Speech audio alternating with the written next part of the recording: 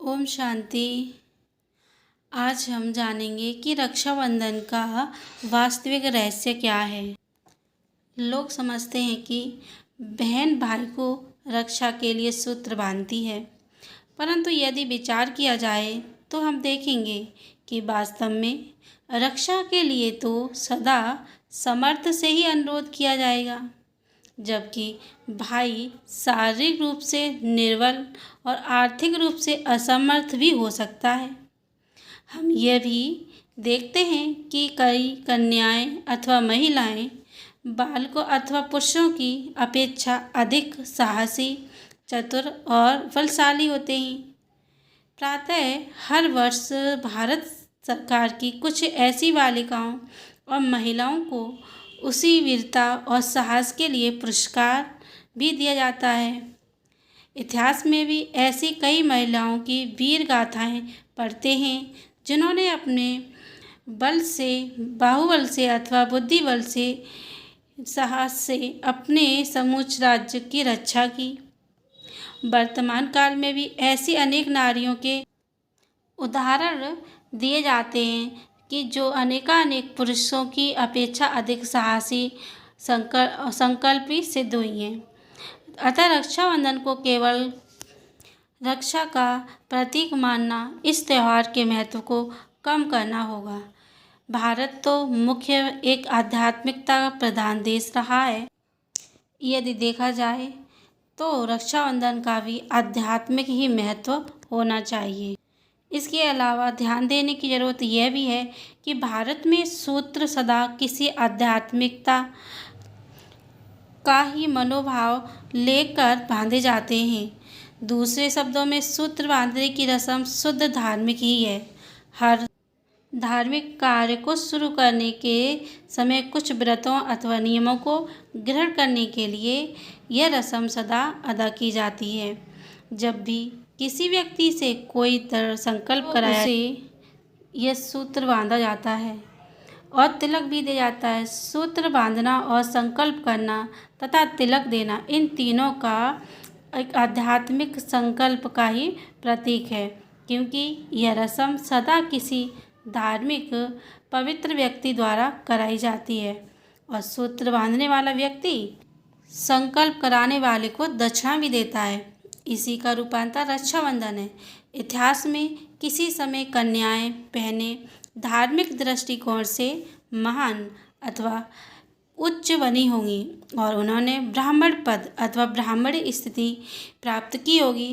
तभी उन्होंने नर नारियों को जो भी आध्यात्मिक रूप से भाई भाई हैं, कुछ नियमों तथा व्रतों की प्रतिज्ञा या संकल्प लेने के लिए यह सूत्र बांधा होगा और तिलक दिया होगा और भाइयों ने उन्हें इस शुभ कार्य के लिए उपहार माना दक्षिणा का रूपांतर दिया होगा। तभी तो आज ब्राह्मण भी यजमानों को ये राखी बांधते हैं और बहनें भी सूत्र बांधती हैं। एक ही त्यौहार पर दोनों द्वारा एक ही रस्म का अदा किया जाना आध्यात्मिक रहस्य का ही सूचक है। रक्षाबंधन का वास्तविक रहस्य क्या है? रक्षाबंधन के त्यौहार के बारे में अधिकतर लोगों की यही मान्यता रहती है कि यह त्यौहार भाई द्वारा बहन की रक्षा का संकल्प लेने का प्रतीक है। साथ साथ ये भी कहा जाता है कि यह त्यौहार हमारे देश में चिरकाल से मनाया जाता रहा है। यदि दोनों बातें मान ली जाएं तो एक प्रश्न उठना स्वाभाविक है, क्या तब राजा का शासन कमज़ोर था? यदि हमारे देश में हर बहन अपने हर भाई को हर वर्ष रक्षा सूत्र बांधती थी, तो क्या हमारे देश में अपराध इतना बढ़ा हुआ था कि हर वर्ष कन्या माता बहन को भय बना हुआ था और वह अपनी लाज को खतरे में महसूस करती थी? इतिहास ने तो ये बताया है कि यहाँ चोरी चकारी भी नहीं होती थी, बल्कि घरों के दरवाजे तो खुले रहते थे।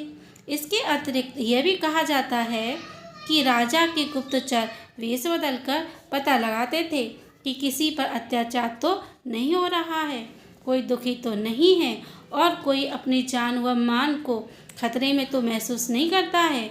यहाँ तक कहा जाता है कि राजा स्वयं भी वेश बदलकर अपनी प्रजा की हालत का पता लगाता था। तब राजा का मुख्य कर्तव्य ही अपने प्रदेश को बाहर के आक्रमणों से और अपने अंदर के भीतर के कुछ अपराधी लोगों से रक्षित करना होता था। ऐसी स्थिति में रक्षा की समस्या का ऐसा विकराल रूप तो रहा ही नहीं होगा। हर बहन हर भाई को हर वर्ष राखी क्यों बांधती है? क्या प्राचीन काल में ऐसे अपराध होते होंगे?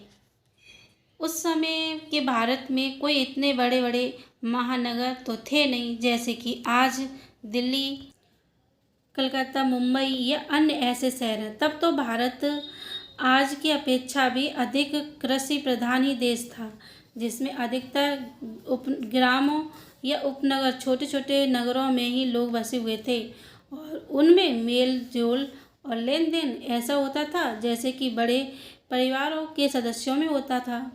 तब लोग अपने ग्राम के लोगों के साथ परिचित होते थे और वे मर्यादा तथा नैतिकता पर भी ध्यान देते थे।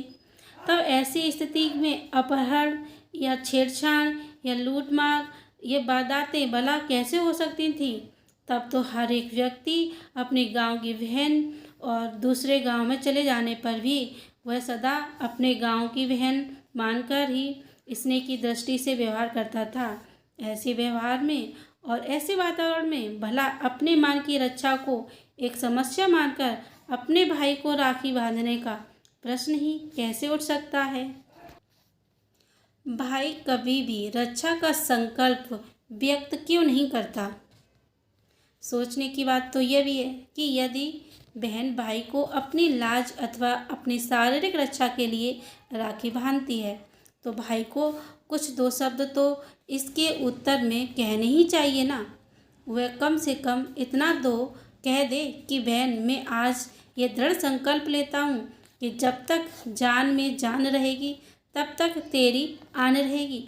अच्छा, ना भी कहे तो उसके चेहरे से ही कम से कम ऐसा भाव तो प्रकट हो, या कोई भाई भी अपना ऐसा अनुभव बता दे कि जब मुझे राखी बांधी जा रही थी तो मेरे मन में सुरक्षा और वीरता के भाव ठाटे मार रहे थे, परंतु जबकि कोई ऐसी स्थिति ही सामने नहीं होती, माहौल ही ऐसा नहीं होता, तो दोनों के मन में कोई रक्षक और रक्षिका के भाव ही नहीं उठते हैं, बल्कि वह तो एक पवित्र स्नेह, एक शुद्ध संबंध के नाते से ही मिलते हैं।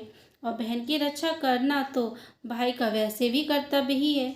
इसके लिए उसे राखी बांधने की क्या आवश्यकता है? और हर वर्ष जल जतलाने का याद दिलाने और फरियाद करने की क्या आवश्यकता है? क्या बहन को भाई के स्नेह और उसके मन में रक्षा की भावना में इस संदेह है कि हर वर्ष इसके लिए राखी बांधी जाती है? नहीं, इससे यह प्रतीत नहीं होता है कि इसके पीछे कुछ भाव और ही रहा है। प्रश्न उठता है कि बहन के अतिरिक्त ब्राह्मण राखी क्यों बांधते हैं? फिर हम यह भी तो देखते हैं कि बहन के अतिरिक्त ब्राह्मण भी तो यजमान को राखी बांधते हैं और बांधते हुए उसे वे यह भी कहते हैं। इंद्राणी ने भी इंद्र को राखी बांधी थी और उससे इंद्र को विजय प्राप्त हुई थी। कुछ लोग इस पर्व को विष तोड़क पर्व भी कहते हैं। यदि यह त्यौहार भाई द्वारा बहन की रक्षा के संकल्प का ही प्रतीक होता तो आज तक ब्राह्मणों द्वारा राखी बांधने का रिवाज न चला आता। इससे तो यह भी सिद्ध होता है यह त्यौहार बहनों को भी ब्राह्मणों का दर्जा देकर और भाई को यजमान की तरह से राखी बांधने का प्रतीक है, क्योंकि दोनों द्वारा राखी बांधे जाने की रीति भी समान ही है ना। रक्षाबंधन का वास्तविक महत्व क्या है? यह त्यौहार एक धार्मिक त्यौहार है और यह इंद्रियों पर विजय प्राप्त करने के संकल्प का सूचक है, अर्थात भाई और बहन के नाते में जो मन, वचन और कर्म की पवित्रता समाई हुई है उसका बोधक है। पुनः यह ऐसे समय की याद दिलाता है जब परम पिता परमात्मा ने प्रजापिता ब्रह्मा द्वारा कन्याओं माताओं को ब्राह्मण पद पर आसीन किया, उन्हें ज्ञान का कलश दिया और उन द्वारा भाई बहन के संबंध की पवित्रता की स्थापना का कार्य किया, जिसके फलस्वरूप सतयुगी पवित्र सृष्टि की स्थापना हुई। उसी पुनः कार्य को आज पुनरावृत्ति हो रही है। ब्रह्मा कुमारी बहनें ईश्वरीय ज्ञान और सहज राज्यों के द्वारा ब्राह्मण पद पर आसीन होकर राखी बांधकर भाई बहन के शुद्ध स्नेह और पवित्रता के शुद्ध संकल्प की रक्षा करती हैं। बंधन दो प्रकार के होते हैं, एक तो ईश्वरीय और दूसरे शारीरिक अर्थात कर्मों के बंधन। ईश्वरीय का बंधन से मुक्त को सुख मिलता है, परंतु दूसरी प्रकार के बंधन से दुख की प्राप्ति होती है। रक्षाबंधन ईश्वरीय बंधन आध्यात्मिक बंधन अथवा धार्मिक है। विचारवान मनुष्य ईश्वरीय बंधन में तो बंधना चाहते हैं, परंतु माया के बंधन से मुक्त होना चाहते हैं। रक्षाबंधन उन्हें अप्रिय नहीं लगता, परंतु आज लोगों ने इसे एक लौकिक रस्म ही बना दिया है। इसी कारण यह भी बंधन भासने लगा है। जैसे आध्यात्मिकता और धर्म कर्म के छीड़ हो जाने के कारण ही संसार की वस्तुओं से अब सत्य अथवा सार निकल गया है, वैसे ही आध्यात्मिकता को निकाल देने से इस त्यौहार से भी सत्य अर्थात सार निकल गया है। वरना यह त्यौहार तो बहुत ही महत्वपूर्ण और उच्च कोटि का त्यौहार है। बहनें भाइयों से किस प्रकार की रक्षा चाहती हैं? भारत देश अपनी फिलॉसफी से प्रसिद्ध है। अब आप देखेंगे कि इन त्योहारों के पीछे भी एक बहुत बड़ी फिलॉसफी है अथवा ज्ञान है। रक्षाबंधन के गूढ़ रहस्य को समझने के लिए पहले यह जानने की आवश्यकता है कि मनुष्य की सब प्रकार की रक्षा कैसे और किसके द्वारा हो सकती है, और बहनें अपने भाइयों से किस प्रकार की रक्षा चाहती हैं। विचार करने पर आप इस निर्णय पर पहुंचेंगे कि प्रत्येक मनुष्य 5 प्रकार की रक्षा चाहता है।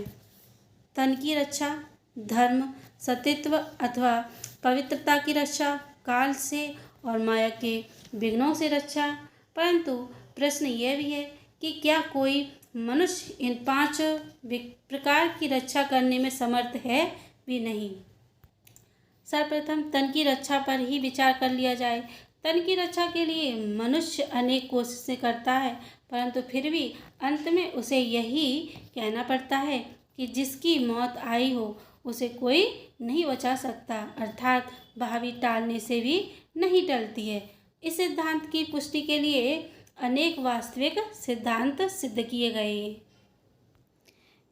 इस तरह से रक्षाबंधन के पर्व के बारे में और भी हम गूढ़ रहस्य जानेंगे, तो आप बने रहिए हमारे इस चैनल पर। और आपको हमारा ये वीडियो कैसा लगा हो, आप इसको शेयर करें, लाइक करें, चैनल को सब्सक्राइब करें। और वीडियो को पूरा देखने के लिए धन्यवाद। फिर मिलते हैं एक और नई वीडियो के साथ।